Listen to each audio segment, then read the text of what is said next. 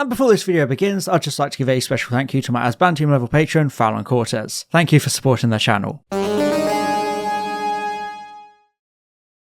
We all know Doctor Who, obviously. It's a series of near infinite possibilities, with so many settings, monsters, and stories to be explored. But what if I told you that even after almost 20 years of the modern show, there were only 7 episodes? Now obviously I don't mean literally, even though they are cutting the episode counts more and more. Modern Doctor Who has had like 187 episodes by my rough count. So what I mean is, there are only 7 story types. 7 narrative formulas that apply to all 187 of those modern episodes. There's a belief in media that there are a limited amount of story types. Christopher Booker's 2004 book, The 7 Basic Plots, introduces us to, well, 7 story types that encompass pretty much the entire history of storytelling. There are narratives like comedy and tragedy, which go without saying. There's overcoming the monster, rags to riches, the quest, and so on. And Doctor Who is much the same.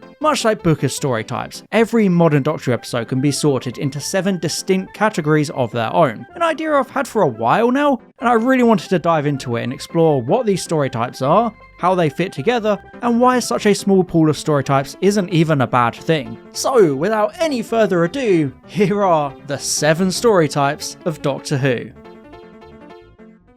Okay, so first of all, let's go over some basic rules, since this is kind of like a challenge now I think about it. Obviously, I wanted to avoid already established genres. I didn't want to just come in and say, oh, the story types are comedy, thriller, horror, etc. Because that goes without saying, they're genres after all. No, I wanted to try and tailor this specifically to Doctor Who, for obvious reasons, because I didn't want to waste your time with a bunch of obvious, generalized stuff. I feel like if you look at every modern episode, you really will see how each one is defined by a specific category. It was just about working out which categories there are and how well they apply to each episode. I ended up coming up with the following story types: invasion, base under siege, mystery, time shenanigans, historicals, misunderstood monster, and lastly, supervillain. I'm convinced that you can take these 7 specific story types and neatly place every episode into at least one. Like I said, these aren't vague genres that describe the basic look and feel of an episode. These story types make up the fundamental framework of the narratives, the main way to describe them as a form of story. So, let's break them down individually and see what the fuss is all about. The first story type I want to talk about is by far the most prominent and well used of the modern era: invasion. You know the drill when it comes to these. An alien or an army of aliens descend on a planet, usually Earth. Sometimes they'll try to kill everyone and take over the planet, or sometimes they have other plans. But as long as it features an antagonist invading the planet, it counts as an invasion, obviously. These episodes like the Christmas Invasion, the Stolen Earth, Day of the Moon, Revolution of the Daleks, and so on. The invasion story is Doctor Who's most common story because it's very easy to write. It's a classic sci-fi narrative of antagonistic monsters and aliens wanting to take over, usually with high stakes and the feeling of our protagonist being up against the wall trying to survive against all odds. They tend to feature the big hitters of Doctor Who villains like Daleks, Cybermen and Centaurans, although obviously sometimes we'll get new ones mixed in there too, like Aliens of London and the Monk trilogy. Sometimes the invasion comes in the form of infiltration, with the invaders moving in subtle ways or manipulating events, or sometimes it comes as a full-on attack as multiple ships descend upon the planet with spectacle. The Doctor's role in this episode type is that of a heroic defender, working with UNIT or other resisting characters to fight back, with the climax of the story usually having a big confrontation with the invading villains. The invasion story is popular because of how it boosts the Doctor's heroic tendencies and gives us an instant sense of relatability since it's usually our own planet under attack. It's a tried and true storyline, and by far the most used one in the modern show especially. The base Under Siege storyline is something that has existed since the 1960s, only growing more and more in popularity since that time. In fact, it's so popular and unique to Doctor Who that it inspired this entire train of thought to begin with, although I can't seem to find who coined the term and when exactly. A base Under Siege storyline typically puts the Doctor, the Companion, and a small group of side characters in an isolated location, where they have to survive and overcome an onslaught of villains. Whilst similar to an invasion story, it's It's usually different because of the focus on the isolated location and often claustrophobic atmosphere of the episode, with a smaller cast. Base Under Siege stories include episodes like Dalek, The Impossible Planet, Cold War, and Under the Lake, all trapping the protagonist in a small location where they're hunted relentlessly by the villainous force. The Doctor will often land at this base, meet the small crew, which is made up of people with different skills, before the threat emerges and they're all trapped inside, with the Doctor taking charge to guide them out of the situation. The group will struggle to cope with moments of courage, cowardice, and some difficult choices. Sometimes you might even get a traitor trying to survive in a self-serving way. In most Base Under Siege stories, the majority of the side characters will die, as the crew shrinks throughout the episode, making things more tense and risky for the protagonists. They're a very suspenseful type of story, and they can also be one of the most malleable, with Midnight and Girl Who Died taking a slightly different approach, and you could even argue Boom is technically a Base Under Siege story. I personally love Base Under Siege stories, and alongside invasion stories, they're by far the most reliable Doctor Who story type. All you need is a base and something to besiege it, and then yeah, there you have it. It's great stuff.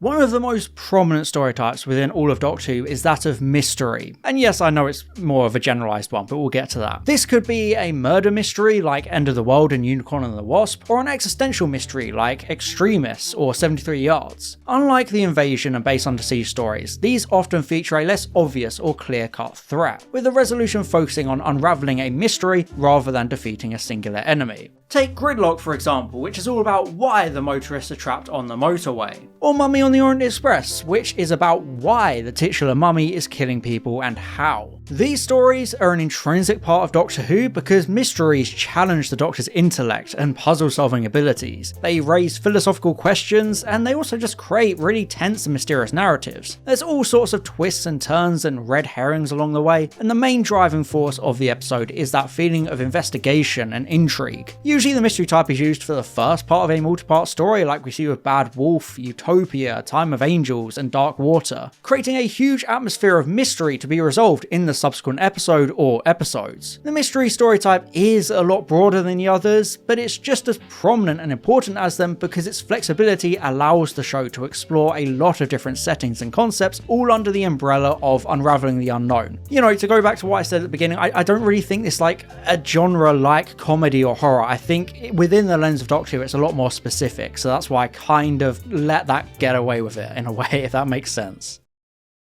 The fourth story type is a hard one to give a fancy name to, so for lack of a better word, I'm simply calling it time travel shenanigans. These are the episodes where things like time travel, alternate universes, and paradoxes are the dominant theme and topic of the story. Think things like Blink, Turn Left, or Angels Take Manhattan. There's obviously two sides to this story type. There's the dramatic, intense side with episodes like Father's Day, Before the Flood, and Girl in the Fireplace exploring topics of paradoxes, predetermination, and time dilation. But then there's the fun, wacky side of things like A Christmas Carol and The Wedding of River Song, which use time travel as a fun tool for surreal visuals and comedic moments. Time travel shenanigans is a great story type in moderation, since it can definitely get repetitive if you're not careful. But of course, since time travel is such a core component of Doctor Who, so are the episodes exploring it, regardless of their tone. There's a broad spectrum of how exactly they adhere to harder sci-fi topics, but they're often one of the most liberating and creative story types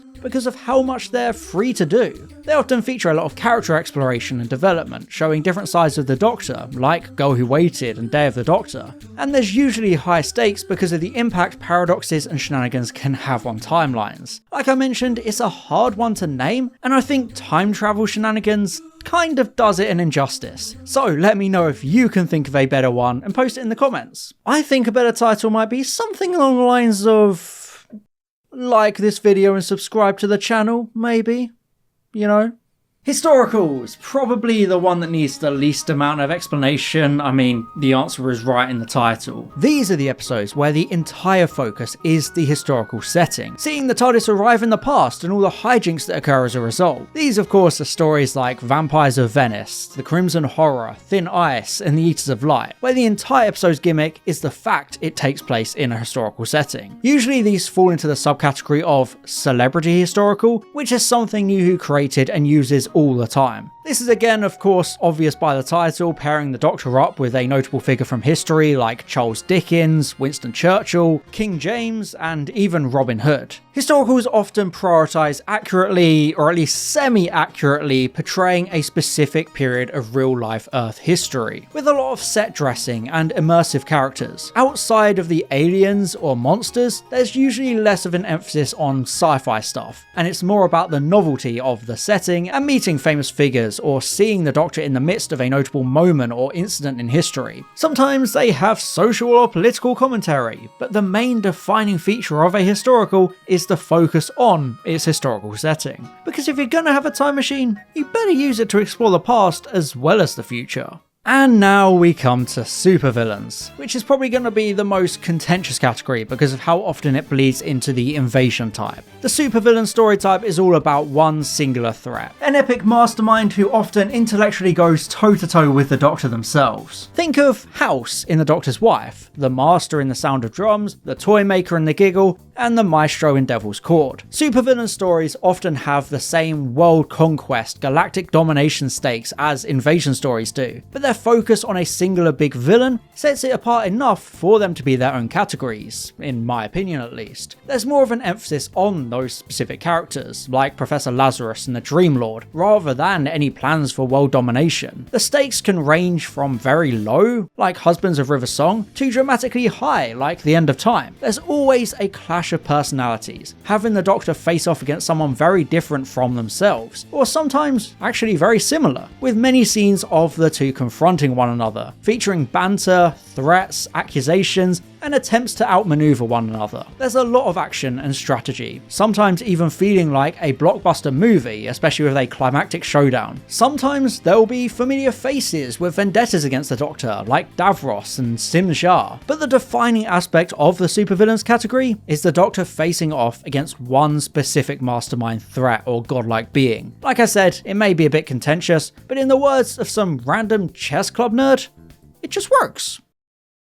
Our seventh and final story type is that of the misunderstood monster. These are the episodes that spend a lot of time building up some big scary monster only to have a twist reveal that it's just misunderstood and didn't mean any harm or was just lashing out in fear. Misunderstood monster stories often challenge our preconceptions as viewers and showcase the Doctor's compassion in trying to understand and defend these monsters or creatures. These episodes like Smile, Planet of the Ood, or The Beast Below, where the focus is on how misunderstood these apparent villains are, creating a sense of empathy for them as the Doctor becomes their champion and supports them once he understands their true nature. Of course, due to the nature of such a story type, it's never immediately obvious an episode is a misunderstood monster narrative, because it always manifests as a twist. The events of The Doctor Dances, Hyde, and the pilot are completely recontextualized by the reveals of their misunderstood monsters, who weren't trying to hurt anyone after all and just wanted companionship. These stories, despite so far being the least prominent of the seven types, are still very common within the show, and they're popular amongst writers because of the social commentary it often provides and all the thought-provoking themes they can cram into it. They're all about empathy, shifting perspectives, and highlighting the Doctor's own personal values, although usually they end up as the classic "humans are the real monsters" trope. And there's our 7 story types of Doctor Who. We have invasions, we have supervillains, and we have time travel shenanigans. It all seems perfect and neat.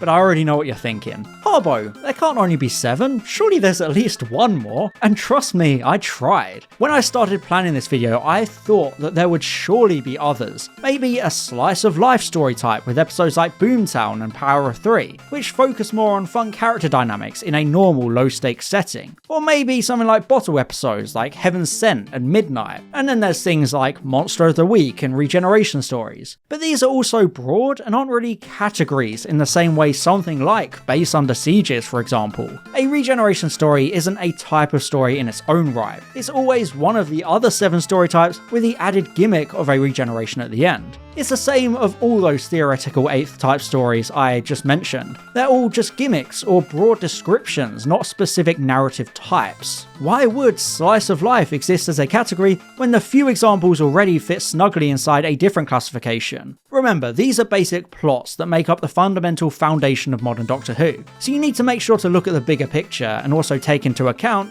hybridizations. Yes, I'm sure throughout this video, every time I've used examples or shown my rough chart, you've probably been writing all about how I've put certain episodes in the wrong categories. And sure, I probably have, but the specific episodes don't matter because as long as they all fit into the 7 categories, it works as intended. And it's also hard to box each episode into just one category because of how often they hybridize. Most of the time you'll have a base under siege story mixed with an invasion story, and a historical story mixed with mystery stories, for example. This is perfectly normal and almost expected, especially in the modern media landscape. Even Booker's 7 basic plots are often hybridized and combined together to make stories feel more complex. You'll often have the overcoming the monster story mixed with the voyage and return, and comedy being mixed with basically anything. Hybridization is a beautiful thing. The mystery story type is very common in Doctor Who, even if it's almost always mixed with a more dominant type like invasion or base under siege. The story types are still set in stone, but every now and then they intermingle, and I think that's great for variety and keeping things fresh and interesting. So whilst it may be hard to decide whether Midnight is a mystery or a base under siege, it's still one of them at least, so the 7 story type rule still applies. I love the idea of Doctor Who having so few basic plots, allowing you to easily define and categorize episodes and story types at a glance. It's a good thing when it comes to trying to describe or plan or pitch narratives. You can easily point to a story and say, oh, it's a base under siege, or oh, it's an invasion story, because it's immediately clear what you're referring to. It creates a feeling of structure and familiarity, along with making things accessible for new viewers, because each story has a basic enough framework anyone can immediately pick up on and understand what's going on. Of course, such a strict adherence to an umbrella of story types can lead to predictability and a feeling of repetitiveness, but blending them really helps to avoid that. Even within such a limited number of story types, there's a lot of room for experimentation and hybridization to create the more unique and experimental stories like Heaven Sent, Boom, 73 Yards, all that kind of stuff. An invasion story might have a time travel twist, but it still fits firmly within the boundaries of the 7 story types. It all creates a solid foundation for Doctor Who, giving it a sense of structure and accessibility, whilst also leaving enough room for pushing those boundaries and adding those unique twists and flourishes to make everything feel different enough. There's nothing wrong with Doctor Who only having 7 episodes, as long as they're written well enough, filling such story types with complex narratives, characters and settings to make a really engaging experience. Besides, 7 story types is actually a lot for one singular show. A lot of shows only have like 2, like all those cop procedurals where they have the same copy and paste cookie cutter plots every week. But what do you think? Does Doctor Who only have 7 episodes? Is there actually room for an 8th? And is it a good or bad thing? Let me know in the comments. Thank you for watching, and as always, I'll see you in the next one. Bye bye. And I'd just like to give an extra special thank you to my Asbantium level patron Fallon Cortez, my Diamond level patron Glenna Clark, my Platinum level patrons Matthew Burns and Maximilian Foreman, and all my Gold level patrons Chris Douglas, Daniel Shillito, the 3 Railway Engines, Thomas R, and Thomas Price. Thank you so much for your support.